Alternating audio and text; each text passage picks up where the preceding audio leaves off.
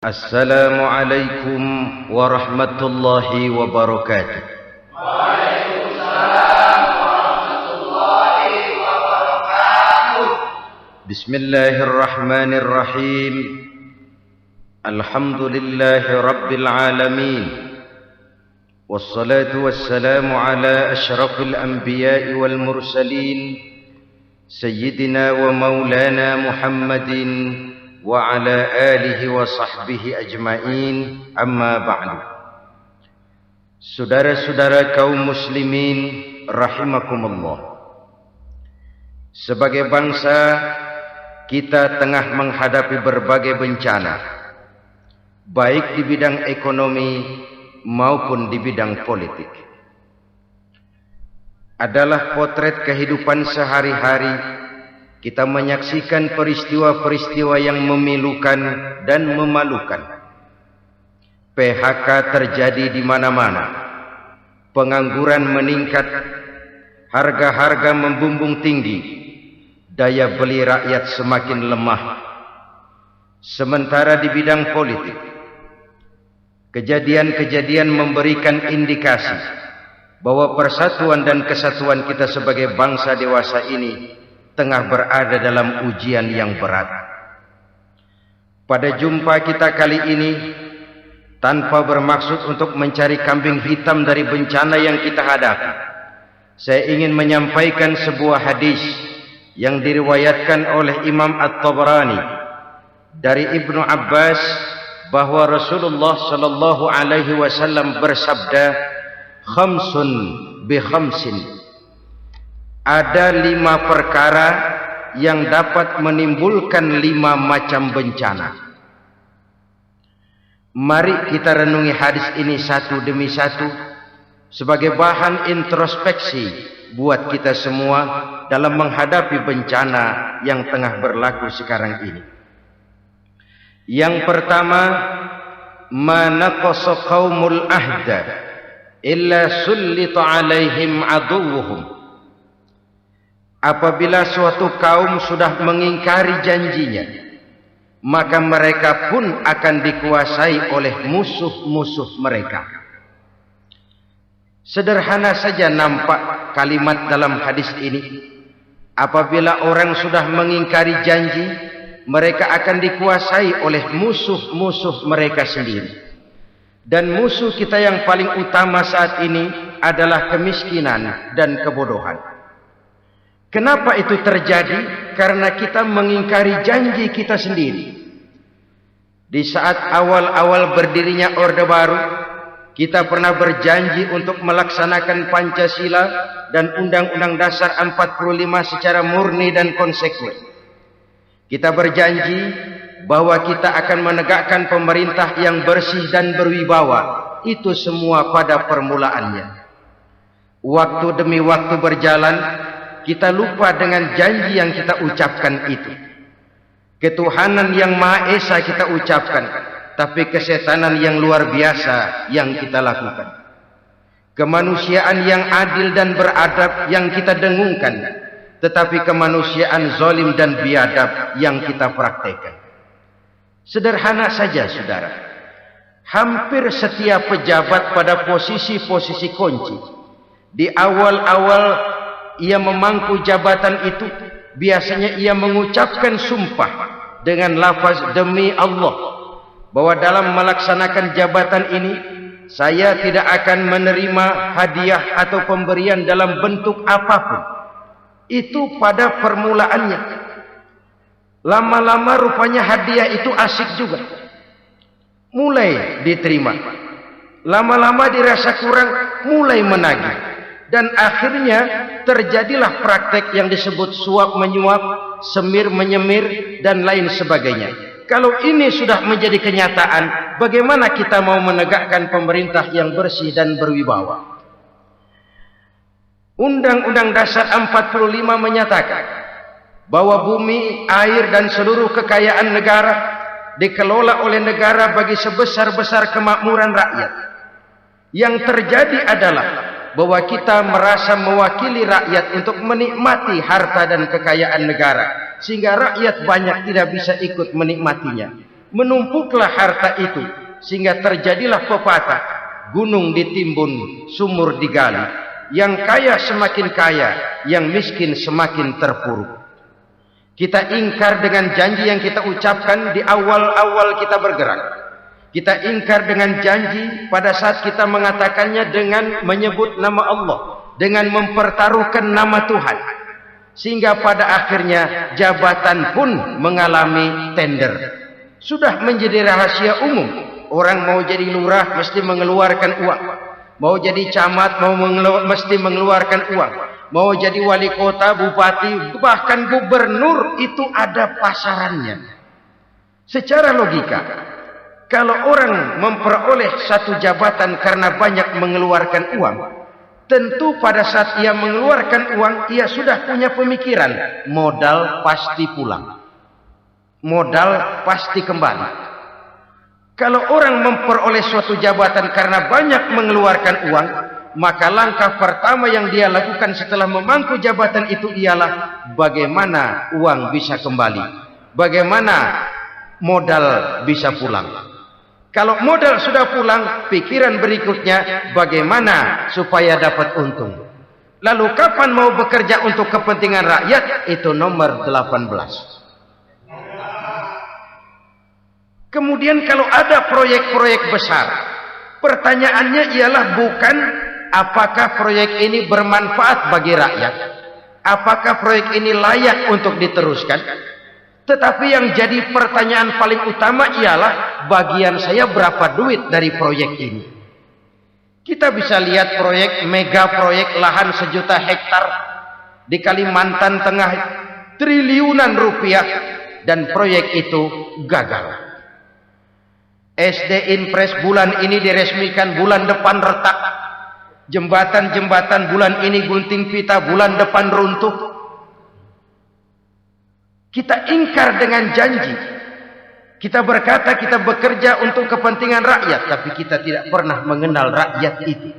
Apabila suatu kaum sudah mulai mengingkari janji, maka mereka akan dikuasai oleh musuh-musuh mereka.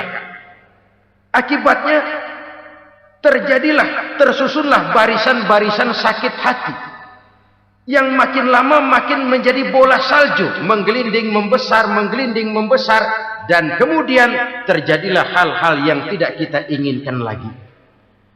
Apabila suatu kaum sudah mengingkari janji, maka mereka akan dikuasai oleh musuh-musuh mereka. Ini penyebab bencana yang pertama. Kita tidak konsekuen. Tadinya kita dengan lantang teriak-teriak berantas korupsi, ganyang korupsi. Pada waktu kita belum mendapat kesempatan. Setelah kita naik punya kesempatan, rupanya korupsi enak juga dirasa. Terjadi pergeseran nilai, orang luntur, kehilangan idealisme awal.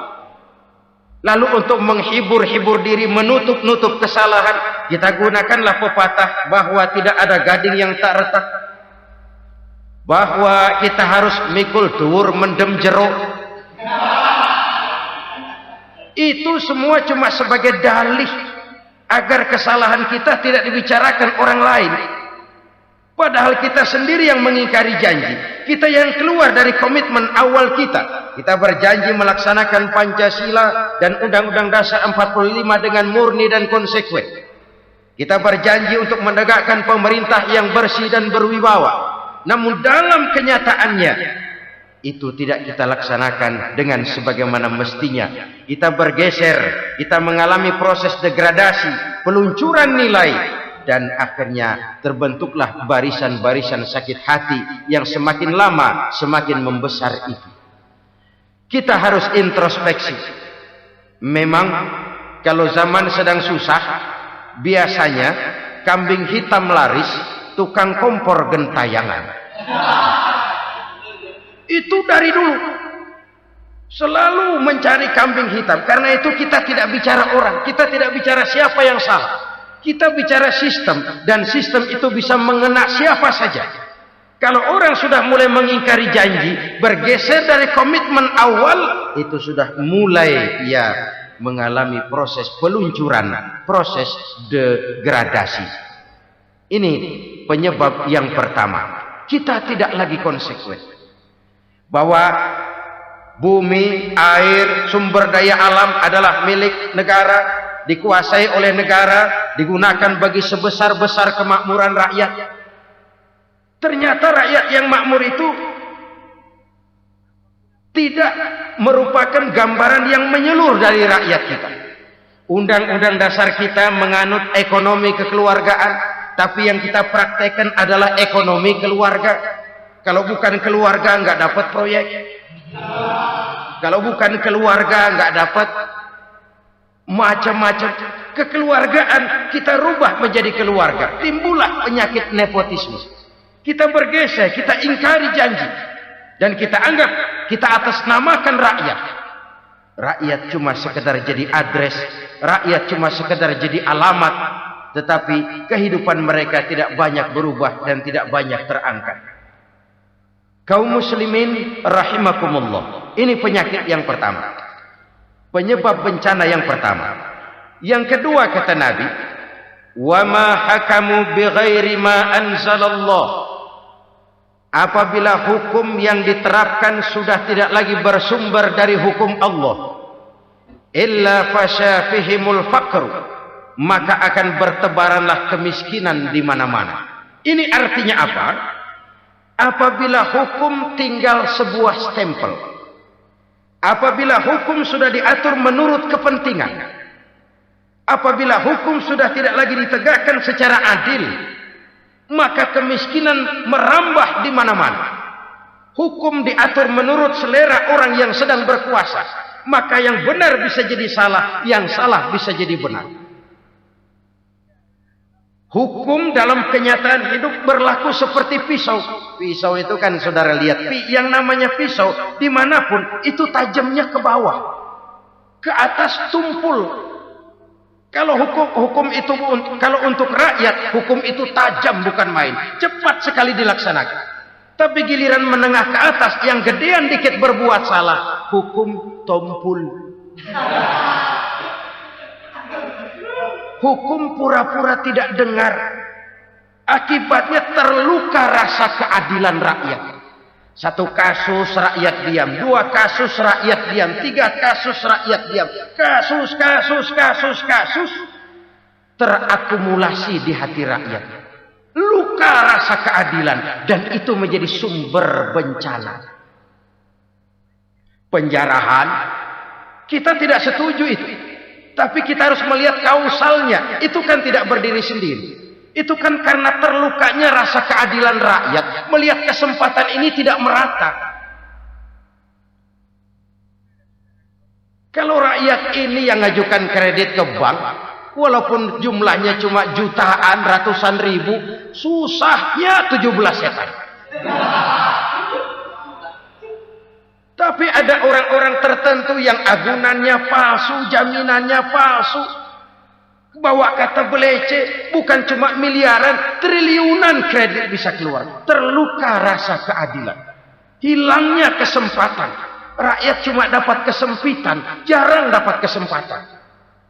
Dari lukanya rasa keadilan ini, memang ya entah lipstik, entah basa-basi, dibentuklah tim ini, dibentuklah badan pengawas ini, dibentuklah tim ini. Kalau membentur tahu, hancur tahu. Tapi kalau tim yang dibentuk membentur karang, bukan karangnya yang hancur biasanya, timnya yang bubar. Kenapa? Yang dibentur batu karang yang sangat keras. Kita main-main dengan hukum. Kita tidak konsekuen dengan hukum. Luka rasa keadilan, dan itu terakumulasi. Edi Tamsil, rakyat tahu, terakumulasi. Menguap begitu saja. Kasus-kasus lain rakyat tahu, menguap begitu saja. Ketidakadilan terakumulasi, mengendap di hati rakyat, menunggu ledakan. Pada saat sumbu meledak, rakyat tidak bisa dibendung lagi. Oke, kita tidak setuju dengan penjarahan, tapi jangan melihat itu sebagai peristiwa yang berdiri sendiri. Kenapa itu terjadi? Kausalnya kenapa?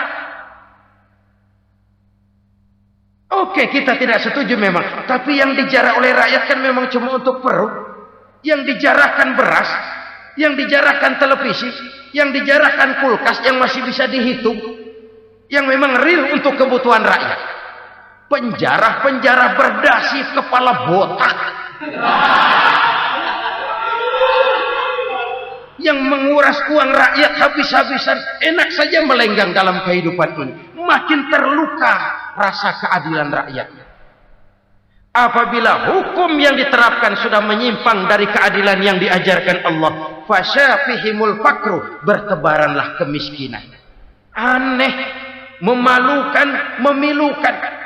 Sebuah negara agraris yang katanya pulaunya hijau royo-royo, gemari palau jenawi toto tentrem kertora harjo, yang tahun 93 pernah mendapat penghargaan dari FAO, Badan Pangan Sedunia, sebagai negara yang berhasil dalam swasembada pangan. Sekarang ini kita terpaksa betul beli beras dari Vietnam, beli beras ke Kamboja, beli kedelai dari Kamboja.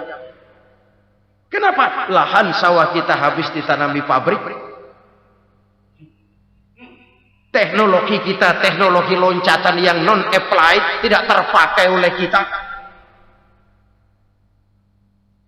Lantas lahan yang tidak bisa kita tanami, kita paksakan lahan-lahan gambut menjadi tanah pertanian yang subur dengan biaya triliunan, dan kita gagal.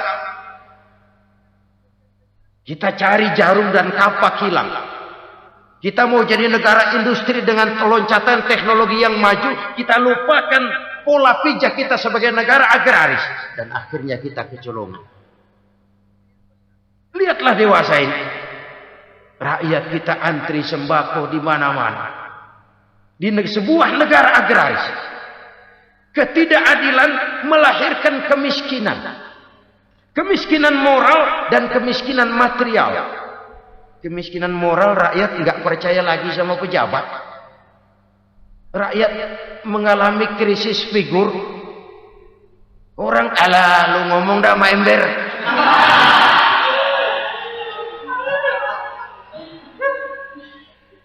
Penataran yang menghabiskan biaya miliaran itu melahirkan pejabat-pejabat korup. Pengawasan yang menghabiskan biaya miliaran itu ternyata impoten, mandul. Kemiskinan moral. Jujur saya berkata, saudara-saudara, setelah pintu reformasi dibuka, itu yang masuk memang macam-macam. Ada yang memang punya tujuan murni, konsekuen, dan punya konsep. Ada yang nunggu di tikungan. Begitu mobil lewat nyamber pintu, berangkat ikut reformasi. Ada yang memanfaatkan momentum, mumpung, untuk nyampein unek-unek, ngerti enggak, pokoknya ngomong. Sehingga keadaan semakin rancu, kebingungan semakin menjadi-jadi, masalah yang paling urgen tidak terselesaikan. Sekarang ini orang berpikir mendingan jadi pala ular daripada jadi buntut macan. Buntut macan memang hebat macan, tapi kalau buntutnya cuma ugel-ugel di belakang buat apa? Mendingan jadi pala ular, kecil juga nyaplok. Artinya, ya biar kecil juga kalau punya partai kan gagah. Lalu rame-rame bikin partai kayak bikin arisan. Orang makin mengalami dislokasi. Semua mau jadi pahlawan, semua mau nomor satu, semua ngomong.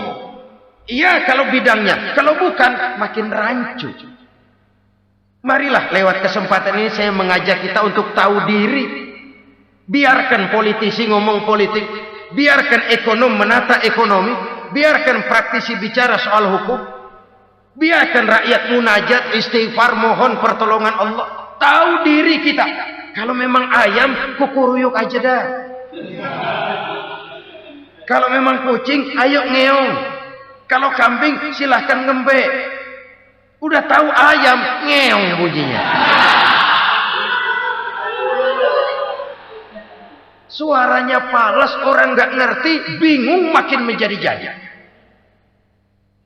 Ibarat kesebelasan sepak bola bangsa kita sekarang ini, rame-rame mau bikin gol, kiper ikut nyerang sekarang. Memilukan dan bahkan memalukan. Wa ma hakamu bighairi ma anzalallah illa fasha fihimul fakru. Kalau hukum yang diterapkan sudah menyimpang dari keadilan yang diajarkan Allah, bertebaranlah kemiskinan di mana-mana.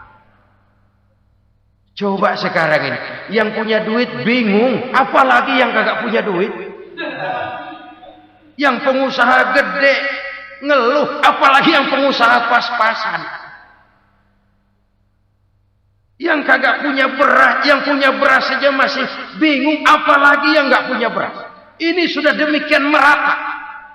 Dulu kita kagum mendengar konglomerat kelas wadah.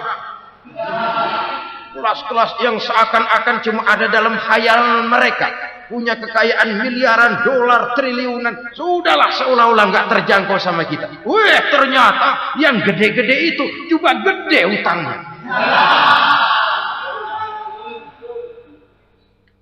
Dan rontok satu demi satu. Ternyata rakyat selama ini cuma dialamatkan, cuma dijadikan address. Rakyat yang tidak banyak ngerti persoalan ini harus menanggung hidup ini begini berat, harus menanggung beban hidup ini begini tinggi, daya beli semakin lemah, semakin terpuruk dan terpuruk, sedang keadaan belum juga banyak berubah. Yang hutang sama luar negeri itu kan bukan rakyat kecil, Ciano. Yang banyak nyimpen dolar juga kan Ciano. Rakyat kecil bocah kampung mah jangankan nyimpen dolar, ngelihat juga tumben. Kemana kita mesti bercermin? Sekali lagi saya mengatakan maaf, kita tidak bermaksud mencari kambing hitam. Karena itu kita tidak bicara orang, kita bicara sistem. Kita bicara keadaan. Beginilah yang dikatakan Nabi, penyebab timbulnya bencana, hukum yang ditegakkan tidak lagi berorientasi kepada keadilan, tapi berorientasi kepada kepentingan. Akhirnya bentuk hukum seperti pisau, tajam ke bawah, tumpul ke atas. Hukum cuma buat rakyat kecil, tetapi kelompok menengah ke atas kadang-kadang kebal dari perlakuan hukum. Maka bertebaranlah kemiskinan. Iya, kemiskinan moral berupa lukanya rasa keadilan. Kalau rasa keadilan terluka, orang kan nunggu kesempatan, saudara. Iya, dia nggak bisa ngomong. Iya, dia nggak sanggup action. Iya, dia nggak bisa tunjuk rasa. Tapi hatinya kan, kapan ada kesempatan? Kapan ada waktu? Tunggu. Hatinya mesti begitu. Sehingga begitu ada kesempatan, terjadilah hal-hal yang tidak terhindarkan. Dan itu ekses, bukan reformasi. Jangan seperti sebuah dialog saya dengan seorang abang beca. Saya bertanya, bang, iya, abang tahu nggak reformasi? Tahu, Ustaz. Apa? Pembakaran. Terus penjarahan, lalu perkosaan. Itu reformasi. Itu yang saya lihat. Nah, itu yang dia lihat. Saya tentu tidak menyalahkan abang beca kita, karena memang itu yang dia lihat dan sejauh itu wawasannya. Tapi ini indikasi bahwa banyak rakyat kita yang belum bisa menggunakan kebebasan secara bertanggung jawab. Padahal kebebasan tanpa tanggung jawab tirani. Sebuah contoh gampang-gampangan. Saya beli radio. Saya setel di kamar saya, lalu saya bilang, ini radio gue. Yang beli gue, pakai duit gue setel di kamar gue, sekeras-kerasnya, gak ada urusan sama orang lain. Itu kata saya. Tetapi tetangga saya sebelah rumah kan boleh juga ngomong begitu. Kata tetangga saya, ini mata gue. Yang ngantuk gue. Gue tidur di kamar gue. Kenapa suara radio lu nyampe kemari? Artinya apa ini? Kebebasan saya nyetel radio dibatasi oleh kebebasan tetangga saya yang mau tidur. Tidak ada kebebasan mutlak. Kebebasan mutlak tanpa tanggung jawab kembali akan melahirkan tirani, kembali akan melahirkan pemaksaan kehendak. Dan itu lagi-lagi bukan demokrasi. Saudara-saudara kaum muslimin rahimakumullah. Ini penyakit yang kedua, lukanya rasa keadilan, terutama di kalangan rakyat kecil. Itu mengendap menjadi akumulasi dan menunggu giliran kapan bisa dimuntahkan. Dengan kata lain, rakyatnya udah banyak banget makan yang perutnya jadi enak, nyelam. Kapan nunggu muntahnya? Udah begini banyak akumulasi yang mereka pendam di perut ini, sehingga ketika terjadi kesempatan itu sudah tidak terkendalikan lagi. Kita out of control. Saya tidak mentolerir sikap-sikap kekerasan. Bahkan saya lebih cenderung bahwa kalau di rumah kita banyak tikusnya, tikusnya saja racuni, jangan rumah dibakar. Bahwa ada korupsi, ya, ada kolusi, memang ada nepotisme, tentu. Tetapi tikusnya saja racuni. Jangan rumah dibakar. Masa mau ngusir tikus bakar rumah? Tikusnya lari, tikusnya selamat, rumahnya ewes-ewes.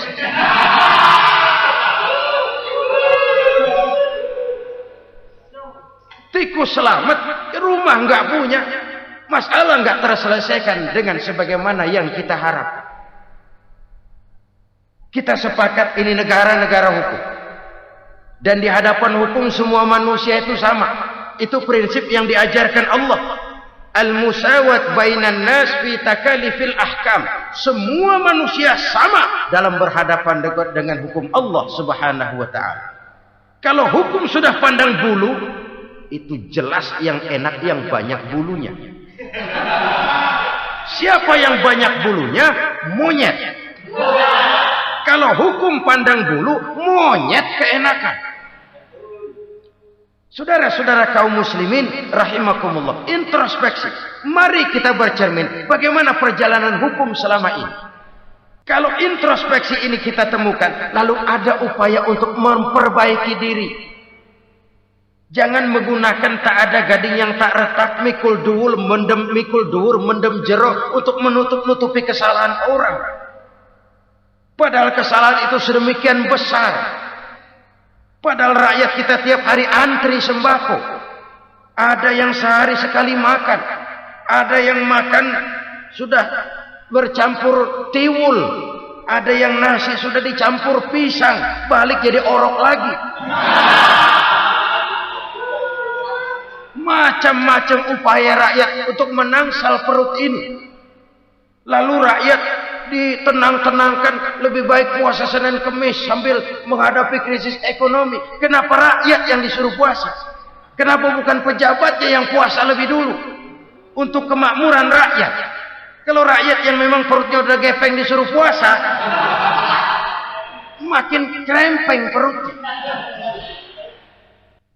Artinya pejabat harus punya sense of politics. Ya, tidak, puasa itu kan tidak cuma Senin Kemis saja puasa itu. Puasa perasaan, puasa menghargai perasaan yang sedang kondisi yang sedang dihadapi oleh rakyat. Bagaimana rakyat yang tengah antri sembako melihat pejabatnya lewat dengan mobil yang harganya sampai 1 miliar. Oh, inilah pemimpin saya. Luka lagi rasa keadilannya. Kita tidak tenggang rasa. Puasa dalam artian itu pun akan menolong menegakkan semangat kebersamaan, membentuk semangat kebersamaan. Saudara-saudara kaum muslimin rahimakumullah, penyebab bencana yang ketiga dikatakan oleh baginda Nabi, wala dhaharat fihimul fahishatu illa fasha fihimul maut. Apabila kekejian telah merajalela, maka maut bertebaran di mana-mana. Kita renungi butir kalimat dalam hadis ini. Apabila kekejian telah merajalela, maut bertebaran di mana-mana. Begitu murah arti sebuah kehidupan. Penjarahan untuk hal-hal yang kecil tapi sampai mengorbankan nyawa. Apabila kekejian sudah terjadi di mana-mana, maut pun bertebaran. Maut dalam arti berpisah ruh dengan jasad, tapi juga maut dalam arti orang bisa mati karirnya, orang bisa mati usahanya, orang bisa mati kesempatannya karena perbuatan-perbuatan keji yang selama ini tidak terbendung. Lahirlah teori mafia. Siapa yang kuat dia yang berkuasa, siapa yang lemah dia menjadi mangsa. Proyek-proyek besar yang menang tender itu ya dari itu ke itu saja. Yang pengusaha-pengusaha tidak punya koleksi, koneksi, tidak bisa bayar komisi, dapat proyek tetelan. Ada dagingnya dikit, namanya juga tetelan. Dagingnya sudah habis disantap oleh meja. Sekian puluh meja dilalui, sekian puluh amplop dikeluarkan. Sehingga yang akhirnya ya tinggal tetelan itu tadi. Maka kualitas pekerjaan pun sudah bukan lagi jadi masalah. Demikianlah mafia-mafia ini bermunculan di mana-mana.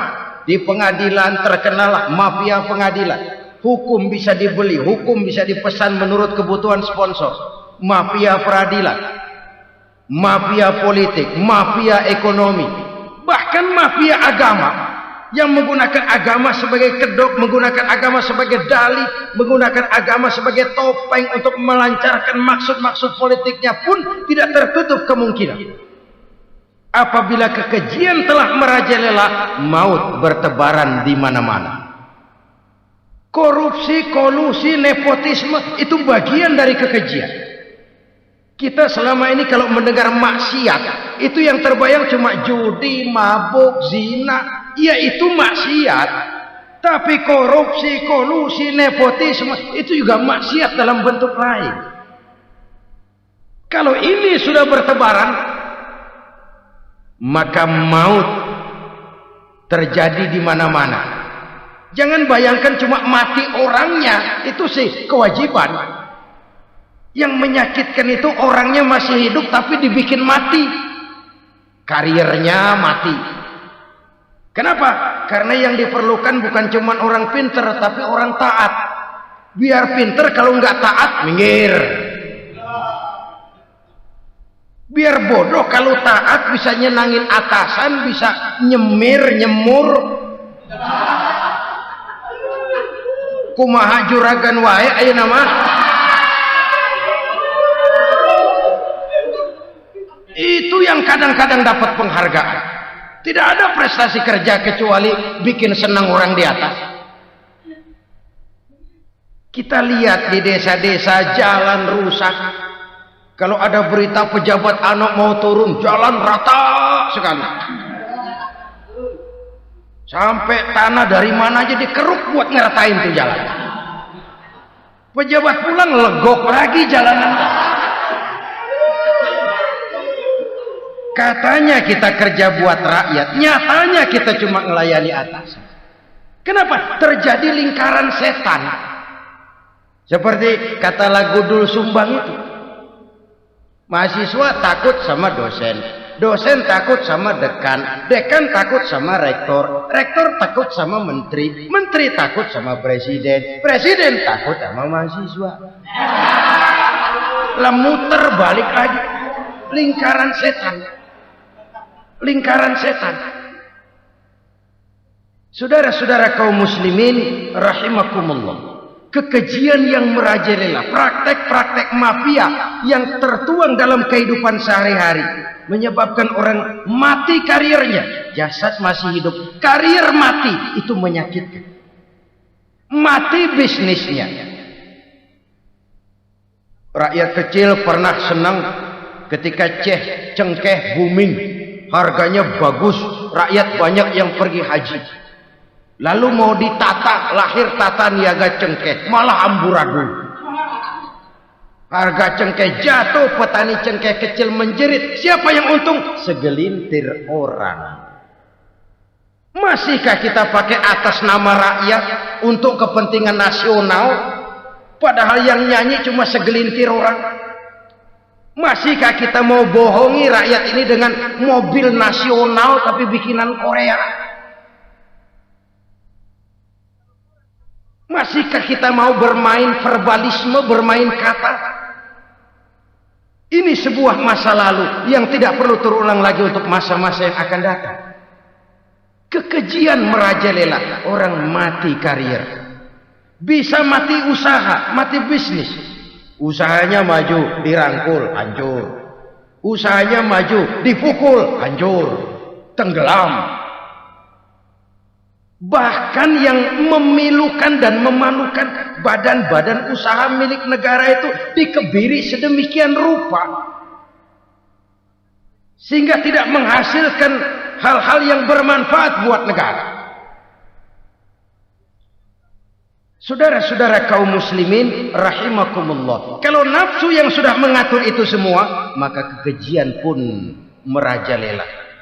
Orang sudah pakai teori mafia, yang kuat dia yang menang, yang kuat dia yang berkuasa, yang lemah silakan minggir di sudut-sudut kehidupan.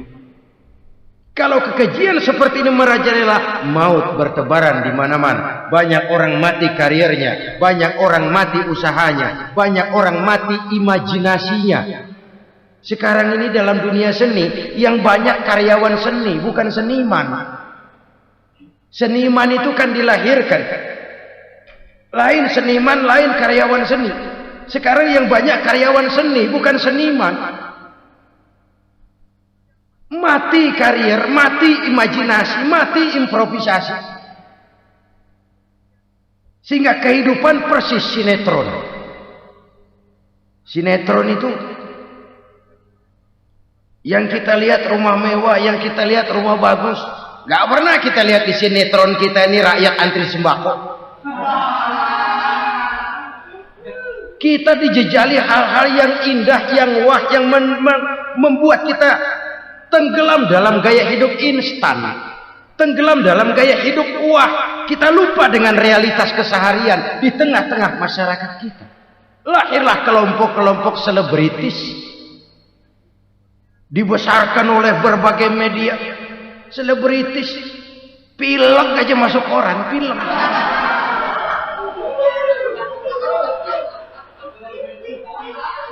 Rakyat yang pingsan antri beras nggak masuk koran.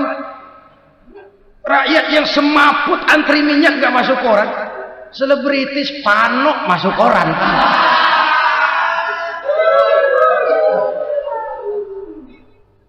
Kita besarkan hal-hal kecil, kita kecilkan hal-hal besar. Kenapa? Kita mengejar oplah. Kita profit oriented, tidak lagi berorientasi kepada realitas hidup yang kita hadapi ini. Kalau kekejian sudah merajalela kata Nabi, maka maut bertebaran di mana-mana. Maut dalam artian maut, coba lihat sekarang begitu murah nyawa. Karena 1000 perak orang mau nusuk bunuh. Karena beras seliter orang khilaf, begitu murah kehidupan. Tapi kekejian dalam bentuk korupsi, kolusi, nepotisme, kekejian dalam bentuk itu mematikan karier, mematikan bisnis, mematikan imajinasi, mematikan kreativitas. Itu juga maut dalam bentuk lain akibat kekejaman lain. Ini penyebab yang ketiga. Yang keempat, penyebab bencana menurut baginda Rasul, wala tuffiful mikyala illa muni'un nabat. Apabila timbangan sudah dicurangi, maka tercegahlah tumbuh-tumbuhan. Apabila timbangan sudah mulai curang, maka terjadilah musim paceklik. Apabila bisnis sudah bergaya mafia tadi itu, kecurangan-kecurangan terjadi, tender di balik pintu, Yang dimenangkan cuma kelompok-kelompok yang bisa memberikan presentasi yang besar. Muni'un nabat, terjadilah paceklik. Paceklik, panen gagal. Wereng, ya wereng. Kemarau panjang, it's okay. Air sulit, iya. Tetapi kan semua itu ada yang ngatur. Kemarau ada yang ngatur. Belalang itu ada yang ngatur. Air itu juga ada yang ngatur. Yang ngatur itu yang serba maha. Kalau ia murka melihat kecurangan timbangan, Allah itu kalau murka kan gampang saja. Tinggal komandoin balang. Lang, hancurin pesawat. Konvoy belalang. Konvoy. Allah tinggal ngutik. Angin El Nino. Mampir lo ke Indonesia. Hujan nggak turun-turun, kemarau panjang. Jadi kalau musim kemarau kan namanya anginnya El Nino. Kalau musim hujan anginnya namanya La Nina. Cakep namanya, kejem orangnya. Saudara lihat Cina sekarang sedang kena La Nina, banjir besar, ribuan orang meninggal. Dia mah ribuan mati kagak berasa, rakyatnya miliaran. Bangladesh lagi ngalami La Nina. India lagi ngalami La Nina. Angin, hujan, kemarau, belalang, itu kan ada yang ngendaliin. Kuncinya bukan di belalangnya. Kuncinya bukan di peredaran matahari berputar. Kuncinya di atas yang mengatur semua itu. Kalau timbangan sudah mulai curang, pengusaha sudah nggak mau jujur. Apa enggak bikin perut jadi mual? Begitu rakyat antri sembako pingsan nggak dapat beras, sementara beras ditumpuk-tumpuk sampai membusuk. Kemana hati nuraninya? Kemana akal pikirannya? Kemana mereka yang berbuat atas nama rakyat tapi melihat rakyat susah tidak tergerak hatinya? Apabila timbangan sudah mulai dicurangi, bisnis sudah mulai melenceng, maka terjadilah paceklik. Sebuah negara yang berhasil dalam swasembada pangan, lalu sekarang menjadi negara yang rakyatnya antri untuk memperoleh kebutuhan pangan. Saudara-saudara kaum muslimin rahimakumullah, ini intinya adalah kecurangan. Kalau kecurangan sudah terjadi di mana-mana, dan ini milik siapa saja, bukan soal tempat, bukan soal jabatan, soal manusianya, SDM-nya. Kecurangan tidak cuma terjadi di kantor, di masjid bisa terjadi kecurangan. Korupsi tidak hanya bisa terjadi di kantor, di madrasah bisa ada korupsi. Faktor manusianya, ini soal SDM. Kecurangan yang besar, tentu besar lagi kerugiannya. Kecurangan yang kecil, kecurangan sehari-hari. Pedagang-pedagang kecil, ngurangi timbangan. Barang yang buruk dikatakan baik, yang baik dikatakan buruk. Itu merugikan perorangan. Kecurangan yang besar merugikan bangsa dalam bentuk total, dalam bentuk seutuhnya. Nah, kecurangan-kecurangan seperti ini rakyat kan lihat, rakyat kan tahu, dan itu kembali terakumulasi di sini, pegel. Dan jangan lupa, rakyat yang nggak ngomong itu, rakyat yang nggak bersuara itu, batinnya menjerit, jeritannya menggoncang aras, dan itu didengar Allah. Yadullah fauqal jamaah, kata Nabi. Tangan Tuhan di atas orang banyak. Jeritan hati rakyat menggoncang aras. Rakyat yang terlalu banyak dizolim, rakyat yang terlalu banyak dirugikan, ya rakyat yang terlalu banyak di atas namakan, menjerit batinnya, menggoncang aras, dan Allah bisa menggerakkan apa saja untuk membuat satu situasi. Allah bisa menggerakkan apa saja untuk membuat satu situasi. Saudara-saudara kaum muslimin rahimakumullah, ini faktor yang ketiga, timbulnya kecurangan. Faktor yang keempat maksud saya.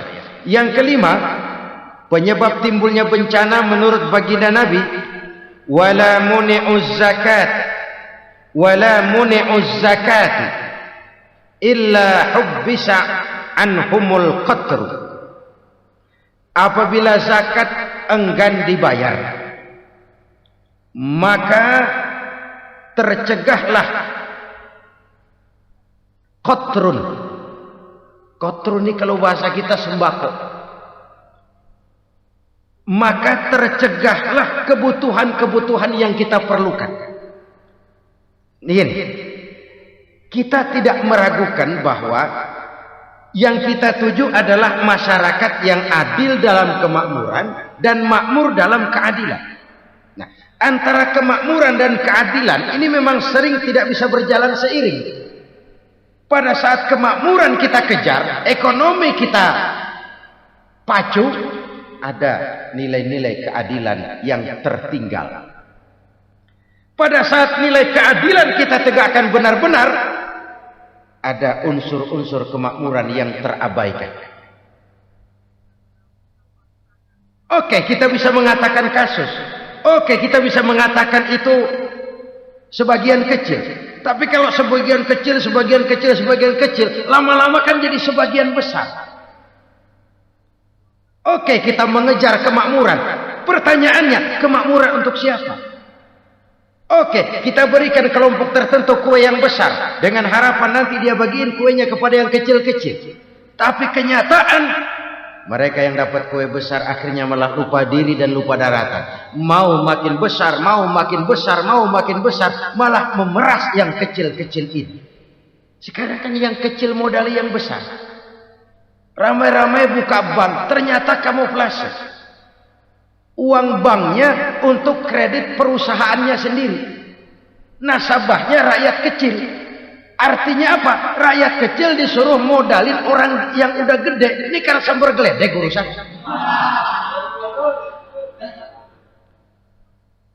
Ini kan permainan apa lagi? Rakyat kecil suruh modali yang gede. Nasabahnya rakyat kecil, kumpulkan uangnya di bank, kucurkan kredit kepada perusahaannya sendiri. Bukankah itu rakyat kecil suruh modali yang gede? Sudah begitu kejamkah kita untuk meraih keuntungan dengan mengorbankan orang kecil? Sudah tidak bicara lagi kah nurani kita melihat penderitaan orang yang semakin susah ini? Kalau zakat enggan dibayar, padahal zakat 2,5% saja. 2,5% saja. Kalau itu pun enggan, kalau zakat saja enggan, bagaimana pula yang namanya sedekah, bagaimana pula yang namanya infak, bagaimana pula yang namanya santunan, bantuan. Kadang-kadang lipstick nyumbang si nyumbang, cuman nyolongnya lebih gede. Ini namanya sumbangan lipstick. Buat lipstick itu kan buat ngumpetin bibir pucat. Itu fungsi utama lipstick. Buat ngumpetin korupsinya, nyumbang kegiatan-kegiatan sosial. Tapi yang dia korup lebih gede dari yang dia sumbang. Lipstick kamuflase. Nepu kata anak sekarang.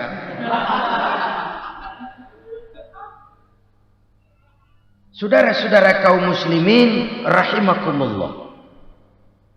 Demikian berat kewajiban zakat ini sampai di zaman Sayyidina Abu Bakar pernah keluar komando perangi orang yang enggan membayar zakat. Perangi. Karena fungsi zakat adalah menjembatani antara si kaya dengan si miskin.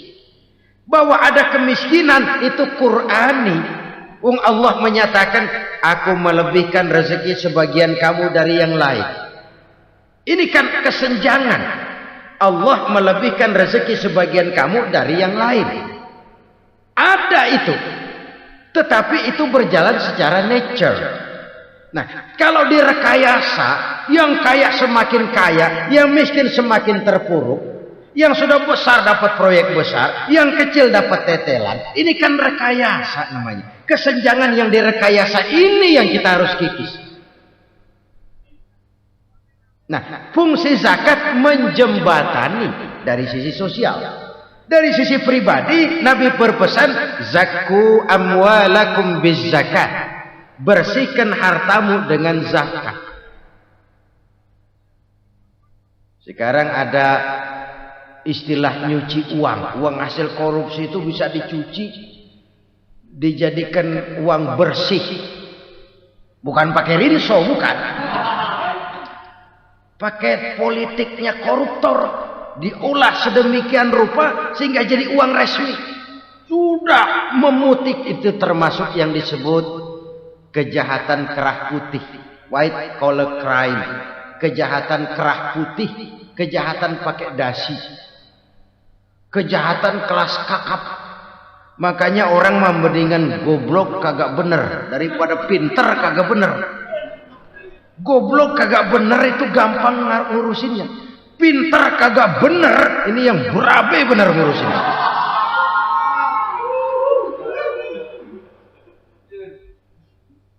Kita bukan cuma perlu orang pinter kok di zaman sekarang. Kita perlu orang-orang bener yang punya komitmen, yang sesuai kata dan perbuatan, yang bisa merasakan apa yang dirasakan oleh rakyat, yang punya sense of politik yang tinggi, yang peka, yang penuh keterbukaan, yang punya wawasan dan pandangan jauh ke depan. Dari sisi pribadi, zakat itu membersihkan harta kita. Ya, dia tercampur dengan yang syubhat, dia bahkan mungkin tercampur dengan sedikit-sedikit yang haram. Itu zakku amwalakum bizzakat. Bersihkan hartamu dengan zakat itu. Pada sisi sosial ia menjembatani, pada sisi pribadi ia membersihkan harta kita. Karena itu kalau kita minta berdoa minta rezeki, syarat rezeki itu halalan thayyiban wasi'an. Enggak pernah kurang dari 3 itu. Halal, bagus, banyak. Halal, bagus, tapi sedikit, susah ngaturnya. Halal, banyak, tapi kurang bagus. Buat apaan? Bagus, banyak, tapi haram. Enggak ada artinya. Sebab kata Imamul Ghazali, kalau kau terlalu suka memakan makanan yang haram, dikunyah masuk ke dalam perut besar, digiling oleh perut besar, menghasilkan energi, menggerakkan sel-sel pembuluh saraf, kau juga akan cenderung berpikir yang haram. Kalau sudah cenderung berpikir yang haram, perbuatan pun akan mengarah kepada perbuatan-perbuatan yang haram. Dulu waktu kelompok Jimbaran 200 konglomerat Indonesia kumpul dihimbau supaya sekian persen kasih pengusaha lemah. Itu kan cuma sekedar belas kasihan, tidak banyak menolong keadaan. Dan bukan itu yang diperlukan pengusaha-pengusaha kecil. Yang diperlukan adalah berikan kami kesempatan seperti mereka dapat kesempatan. Berikan kami peluang seperti mereka juga dikasih peluang. Kalau cuma dikasih 100 juta, 200 juta hari ini, usaha kami nggak ada prospeknya, peluang kagak ada, kan sama juga bohong. Diceburin ke kali, disuruh berenang, tangan diikat, mendingan mampusin ketahuan. Ayo berenang, berlomba, tangan diikat, kaki diikat. Sama saja nyuruh mati. Jadi jangan kasih ikannya, kasih kailnya. Yang diperlukan pengusaha kecil menengah ke bawah itu bukan cuma sekedar belas kasih dari konglomerat-konglomerat besar. Berikan kami peluang seperti mereka juga dapat peluang. Berikan kami kesempatan seperti mereka dapat kesempatan. Berikan kami kredit dengan kemudahan seperti mereka juga kalau minta kredit begitu mudahnya. Menciptakan peluang dan kesempatan, pemerataan. Bukan menciptakan manusia Indonesia dengan standar ekonomi yang sama. Semua rumahnya harus sama, semua punya mobil. Itu sih kebersamaan bebek. Bebek, coba lihat bebek. Satu ngalor semua. Satu ngidul semua. Kebersamaan bukan itu. Kebersamaan adalah menciptakan peluang. Kalau yang kaya bisa semakin kaya, kenapa yang miskin tidak bisa ikut naik jadi sedikit kaya? Kalau pengusaha yang sudah kuat bisa bertambah menjadi kuat dengan proyek mega proyek, kenapa yang menengah tidak bisa ikut menjadi kuat? Dan kenapa kekejian itu merajalela? Kita dengar lewat berita-berita PLN tekor, PLN utang, Kenapa? Dia beli listrik dari swasta yang belinya lebih mahal daripada penjualannya. Artinya dia beli itu listrik dari perusahaan listrik swasta, dia jual kepada rakyat lagi. Harga jualnya lebih murah daripada dia beli kepada swasta. Kenapa? Ada tekanan lagi tuh. Biasa siklus lagi. Hukum Boyle. Atas neken paling bawah gepeng. Ya kita nih rakyat kecil. Emang nasibnya gepeng-gepeng terus. Saudara-saudara kaum muslimin rahimakumullah. Dari 5 penyebab bencana ini, kita ambil kesimpulan untuk sebuah renungan dan introspeksi kita bersama. Pertama, mengingkari janji.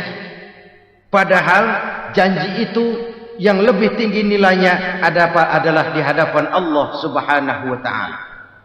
Baik wakil-wakil rakyat di parlemen maupun pemimpin-pemimpin rakyat di dalam kabinet, apabila memangku suatu jabatan, selalu mereka mengawali dengan sumpah, dan sumpah itu dimulai dengan demi Allah. Sadarkah kita pada saat itu kita ucapkan bahwa kita sudah mempertaruhkan Allah untuk jabatan yang kita pegang? Kita sudah mempertaruhkan nama Allah untuk posisi yang dipercayakan kepada kita. Sadarkah kita bahwa menyia-nyiakan itu satu dosa yang sangat besar, yang tidak hanya kepada Allah tetapi juga kepada rakyat yang kita wakili, kepada rakyat yang kita pimpin.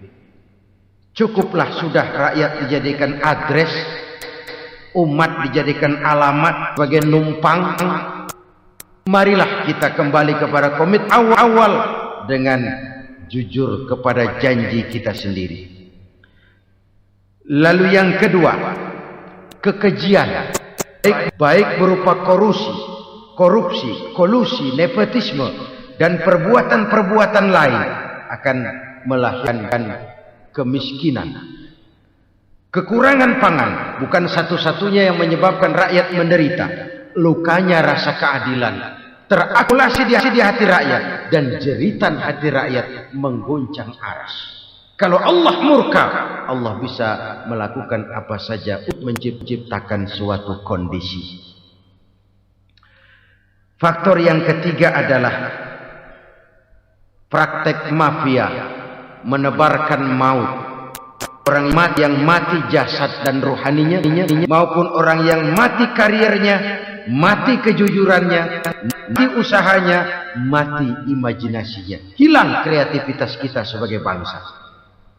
Faktor yang keempat, kecurangan-kecurangan di bidang usaha, di bidang tender, mengandalkan menjual kekuasaan. Dan memang repot kalau penguasa jadi pengusaha.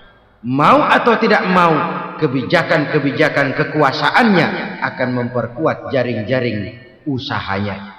Dan pada saat itu objektivitas sulit ditemukan lagi.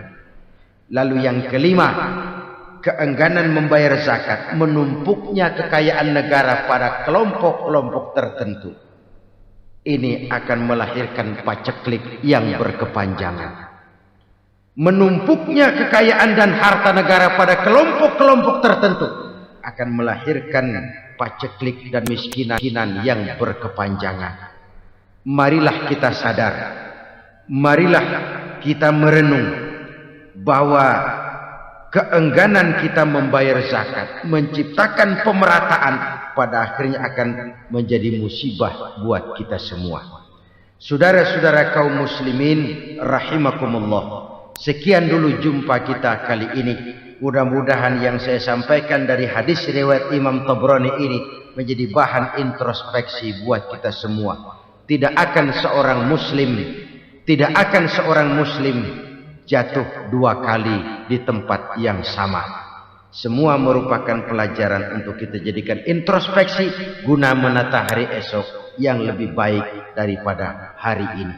Reformasi harus terus berlanjut, tidak bisa dan tidak perlu dikendalikan, tapi harus tetap dengan landasan akhlakul karimah sesuai dengan budaya kita sebagai bangsa. Terima kasih atas perhatian saudara. Mohon maaf atas segala kekurangan. Jumpa lagi lain kesempatan insyaallah. Usikum wa nafsi bitaqwallah. Wassalamualaikum warahmatullahi wabarakatuh.